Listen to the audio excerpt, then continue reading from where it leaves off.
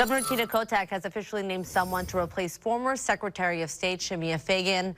Just a few hours ago, we learned that LaVonne Griffin-Valade will be the new Secretary of State.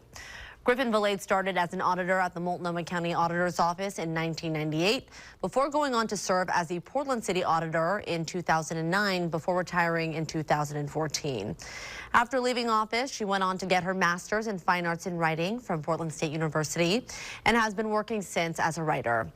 In a statement, Kotek said her choice was, quote, because this role demands accountability, transparency, especially at this moment, and I am eager to see her leadership restore faith in the Secretary of State's office.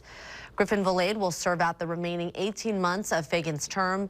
Fagan stepped down in May amid controversy over her work as a cannabis industry consultant. Griffin-Valade is expected to be sworn in on June 30th in Salem.